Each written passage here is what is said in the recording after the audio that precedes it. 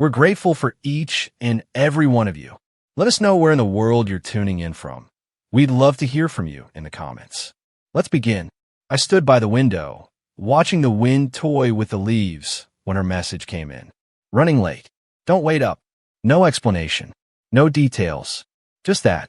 I stared at it like it was written in another language. I hadn't seen my wife, Eliza, in almost 14 hours, and she had never once, in our entire marriage, told me not to wait up. Not once. Earlier that day, she left wearing a silver dress I hadn't seen before. Tight-fitting, heels higher than usual, and perfume so heavy it hung in the air after she walked out. "You look different," I'd said, trying to hide the knot in my stomach. She smiled at me, that polished smile she used on clients. "Not on me. Not anymore. It's just a work gala, Mason," she'd said, brushing past me like my opinion didn't matter. But I watched her linger outside before calling a car. Not our car, not her usual ride either. And when I looked from the upstairs window, I saw her laughing with the driver before sliding into the back seat. That wasn't work. That wasn't anything close to it. Now, it was nearly 1 a.m., and the silence in our house had grown thick, almost unbearable. I tried calling her. Straight to voicemail. I tried texting. No reply. I refreshed her location. Turn off. Eliza never turned off her location. Never. That's when my chest tightened. Not with fear. Not with sadness. With knowing. I made coffee I didn't drink. Paste and slippers I never used. I stood by the window like a man waiting for news of a crime. At 3:26 a.m., the front door creaked open. She stumbled in. Her hair was tousled. Her lipstick smeared to her cheekbone. Her heels dangled from 2 fingers like trophies. She didn't say a word to me. She didn't even see me. She just moved past like I was a shadow in her periphery. "Eliza," I said softly. She froze, swayed slightly, then looked up, glassy-eyed, mascara trailing down her face. "Oh, hey," she muttered. "Where were you?" She smiled, a tired, ugly, guilty smile. "Don't be dramatic, Mason. I just had a little too much to drink. I didn't sleep that night. I didn't sleep the night after either. Because something inside me knew that whatever happened that night wasn't a one-time thing. The following days were a blur of pretending. She acted like nothing happened. She made coffee in the mornings. She folded laundry. She kissed me goodnight. But I noticed the details. The phone always face down, the shower running longer, the new clothes that appeared without tags, the random excuses to step out for errands that took hours. I didn't accuse. I observed. I became a stranger in my own marriage, watching a woman I no longer recognized. Then one night, she went to sleep early. I sat in the living room, the blue TV light flickering across my face, pretending to scroll, waiting for her breathing to even out. When I was sure she was out, I picked up her phone. It was unlocked. I don't know what I expected to find. Maybe nothing. Maybe I wanted to be wrong. But I wasn't. There was a thread labeled Emily. Inside were photos, videos, receipts, messages that tore the breath from my lungs. He doesn't suspect a thing. He never even asks. "I told you that man at the lounge would blow your mind. You were so wild last night. I wish I'd recorded more." But she had. She'd sent videos. The first was Eliza kissing a man I'd never seen before, hands everywhere. The next, Eliza, laughing, drunk, falling backward onto a hotel bed while 2 men hovered over her, laughing with her. And then, I stopped watching, because what came next wasn't a mistake. It wasn't just one night. It was intentional, planned, repeated, and she had done it all while I stayed home, cooked her dinner, warmed her bed, and loved her like a fool. That night, I didn't confront her. That night, I planned, because I wasn't going to scream or cry. I wasn't going to beg or collapse. I was going to destroy everything she'd built on my name. The next morning, Eliza brewed my coffee like clockwork. "You're quiet today," she said, not even looking up. I smiled. "Just thinking about work?" I lied, folding my newspaper. She slid the mug toward me, her eyes flicking up for a moment, searching my face like she suspected something. But I'd already perfected my new expression. Calm, detached, pleasant. Because rage was too easy. I didn't want easy. I wanted precision. For the next 2 weeks, I made her life feel like nothing had changed. I laughed at her jokes. I held her hand when we walked. I listened to her stories about meetings and late shifts and networking mixers. Meanwhile, I started building my case. She had no idea I was watching her patterns. No idea that I had hired a discreet investigator to tail her on the nights she claimed to be out meeting a client. No clue that I was collecting videos, hotel bookings, parking receipts, timestamp photos, everything. Eliza had always been proud of how carefully she planned everything. But she underestimated just how careful I could be when someone gave me a reason. I began slipping away earlier from work, under the radar. I had long talks with my lawyer. I updated all the financial accounts, moved most of my assets under a different name, converted our shared bank account into a monitoring tool. She never noticed. She was too busy pretending she wasn't being watched. But I saw it all. One night, she came home smelling of another man again. I hugged her, kissed her cheek, and whispered, "I missed you." She flinched just slightly. That's when I knew she was beginning to suspect something. But it was already too late. Eliza had a routine. Every Thursday, she claimed to be attending a networking dinner downtown. But what she didn't know was that I had already visited the hotel 3 times. I'd seen her arrive. I'd seen a man she met there. A lawyer, older, married smug. I had footage of them in the bar. I had footage of them checking in. But what I really needed was a nail for the coffin. So I waited for the right night. Thursday, 3 weeks after I first discovered the affair.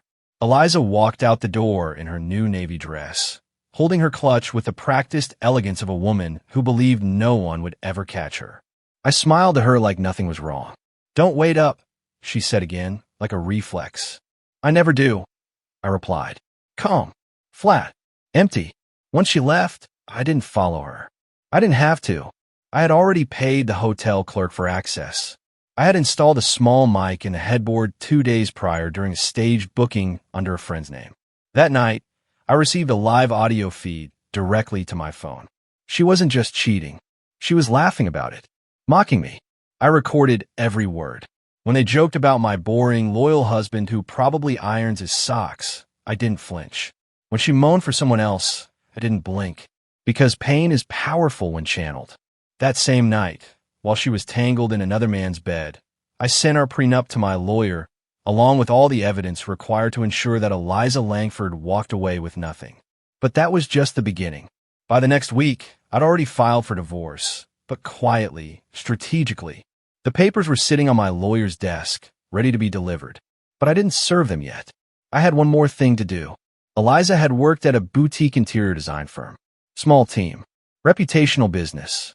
Word of mouth mattered. Her career was built on grace, trust, and discretion. So I waited. I waited until the firm's yearly gala, where she would be celebrated in front of her bosses, clients, friends, where she'd stand on a stage and say things like, "Honesty matters and integrity is everything." That was when I made my move.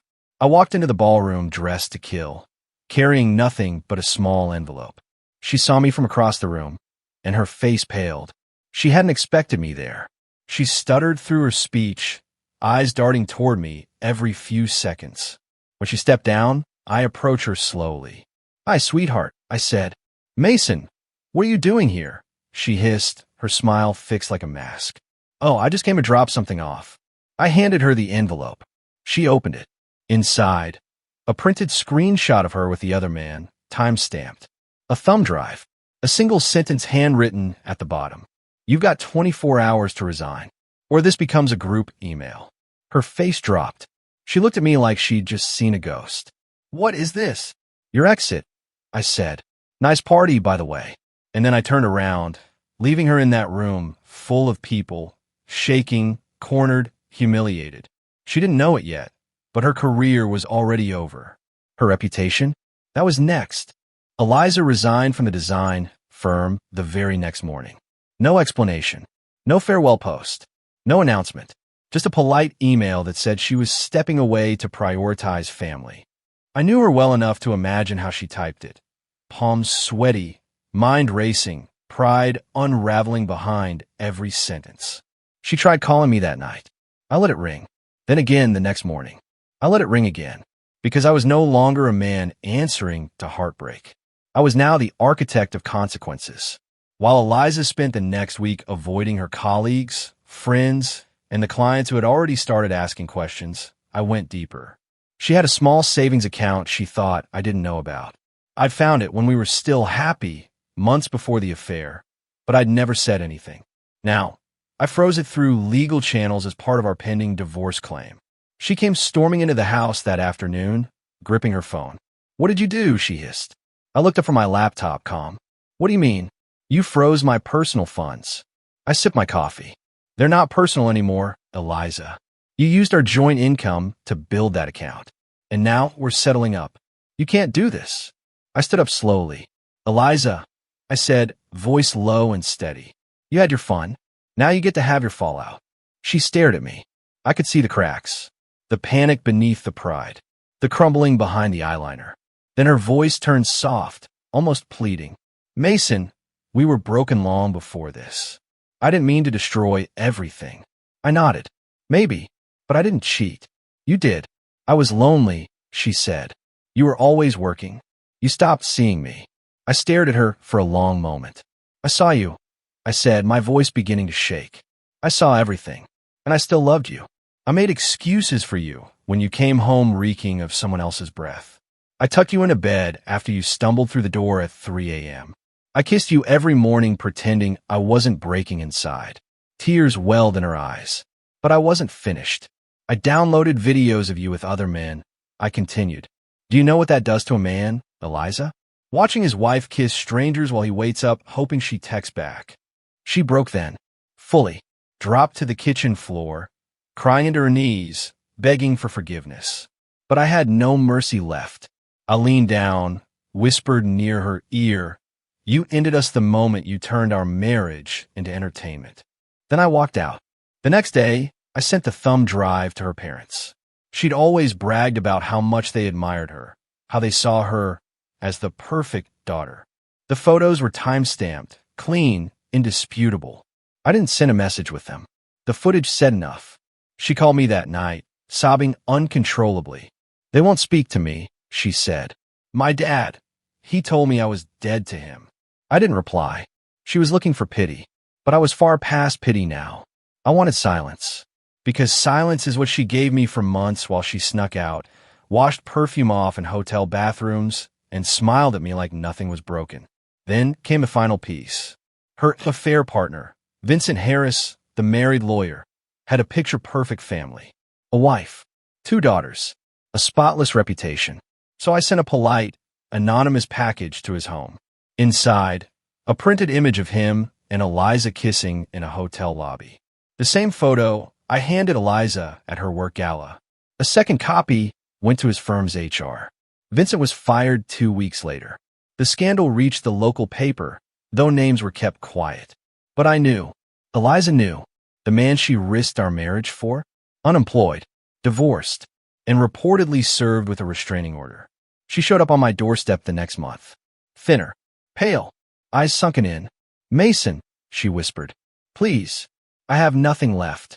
I looked at her like I didn't know her, like she wasn't the woman I once imagined growing old with. "Good," I said, and I closed the door in her face. The last time I saw Eliza through the peephole, she didn't even knock. She just stood there, staring at the door like it might open itself, like maybe, just maybe, I'd forgotten what she did. But I hadn't, and I wouldn't. She disappeared after that. Weeks passed. The quiet was strange at first, like my soul had to adjust to breathing without weight again. But freedom has a sound. It's not silence. It's peace. No more fake smiles. No more watching someone you love become someone you no longer know. I threw myself into rebuilding, not just my finances or my social circle, but myself. I started going to the gym again. Started seeing friends I hadn't talked to in months. I picked up old habits I'd shelved during our marriage. Early morning runs, Sunday barbecues, long drives with no destination. For the first time in years, I wasn't managing someone else's chaos. I was living. And then came Sophie. She worked at the small coffee shop near my office. The kind of woman who actually meant it when she asked, "How's your day going?" She didn't know my past. Didn't ask. She just served coffee, smiled, and told me I looked tired if I really did. It wasn't love at first sight, but it was relief. Eventually, we started talking, then walking, then sharing parts of our lives that were still sore to touch. I told her about the divorce, the betrayal. She didn't flinch. She just listened, then quietly said, "That's a wound most people never admit they have." I didn't fall for Sophie fast. I fell slow, carefully, but I fell in a way that made me realize how much pretending I'd done before. Meanwhile, Eliza wasn't thriving. I didn't go looking for her updates. They found me. She'd moved into a small apartment, applied for jobs in marketing, branding, even waitressing, but the references she depended on didn't return her calls. Her social media became quiet. No more rooftop selfies. No more brunch stories or champagne smiles. One day, I received a long email from her. It was the kind of message written in the middle of the night, when pride is gone and honesty bleeds through every word. She wrote, "I destroyed the one person who loved me unconditionally. I lied. I cheated. I laughed while you broke in silence. I don't expect you to forgive me, but I need you to know that not a single day passes where I don't wish I could go back and stop myself. I don't know who I was becoming back then.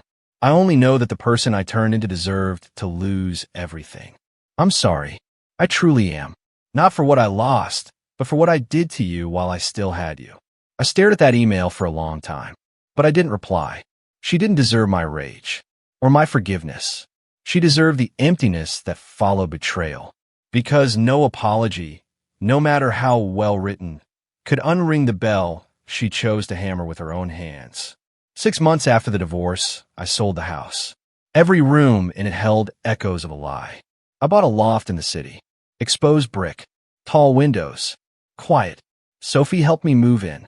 She didn't try to fill space with empty talk. She just folded clothes, stacked boxes, and ordered pizza. That night, sitting on the floor surrounded by bubble wrap and pizza grease, she looked at me and said, "Do you ever miss her?" I thought for a moment. Sometimes, I admitted, not her. Just the version of her I thought was real. She nodded. "That version never really existed," she said gently. And she was right. A few weeks later, I ran into someone who used to work with Eliza. He didn't mention her directly, but his words lingered. "She burned a lot of bridges," he said. "Some people don't realize they're holding a torch until everything's already on fire." I never saw Eliza again after that, but I imagine her sometimes. Not with anger, not with grief, just with finality, like an old photo buried in a drawer. No longer sharp, no longer painful. Just over. A year after Eliza left my life, I stood outside the courthouse alone. The final hearing was short, cold, routine, no property split, no spousal support, no apologies exchanged, just a signature, a date, and a paper stamped with finality. I watched the ink dry like it was sealing a coffin, and in a way it was. Not hers, not mine, but the coffin of a life I had once built with trembling hands and blind devotion. A life she'd quietly poisoned with every secret she whispered into someone else's ear. The judge looked up and said, "You're free to go." I almost laughed at how absurd those words felt, because freedom doesn't arrive with fanfare. It arrives like this, a slow, aching realization that you survived something designed to break you. And now you're here, breathing, blinking in the daylight, wondering what kind of man walks out of ruins and doesn't look back. Later that week, I packed up the last box from the storage unit that had been holding my life in pieces. Inside was a photo album, one I hadn't touched in nearly a year. I sat down on the floor of my loft and opened it, page by page. There she was, smiling on our honeymoon, laughing in a sunlit kitchen, holding my hand during our first Christmas as husband and wife. But now, every image looked like it had been taken by someone else. A stranger, a ghost. I closed the album gently and set it back in the box. Not because I hated the memories, but because I no longer belonged in them. Sophie moved in during the fall. There was no big announcement, no dramatic conversation, just small things left behind. A toothbrush, her sweater, the scent of fresh lavender on the sheets. She asked once, "Are you ready for this?" Truly. I looked her in the eyes, steady. "Yes," I said, "because I know who I am now. I know what I'm not. And I wasn't a man chasing ghosts anymore. I wasn't someone searching Eliza's eyes for honesty that had died long ago. I was present. I was aware. I was awake. One night, Sophie and I went out to a rooftop bar. Quiet music, warm breeze, the kind of evening you don't forget, not because it was extraordinary, but because it was real. No games, no secrets, just two people breathing the same truth. We were halfway through drinks when Sophie leaned close and said, "You know, I don't need to fix you. I don't even want to." I smiled. "Good," I said, "because I'm not broken. Just rebuilt." She reached for my hand under the table and squeezed it. Not tightly, not desperately, just honestly. Months later, I received one last message from Eliza. No subject line, just a paragraph. "I saw your engagement photo. She's beautiful. I hope you're happy. I'm sorry again for everything. I hope you found peace." I didn't reply. I didn't delete it either. I left it there, unread, undisturbed, a monument to a storm that had passed. A reminder that even the deepest betrayal couldn't destroy the version of me I fought to become. And maybe that's the true revenge. Not the email I sent to her parents. Not the career I dismantled with proof. Not the silence I gave her after she begged for my voice. But the fact that I made it through. That I loved again, stronger, wiser, cleaner. That she had to live with what she threw away.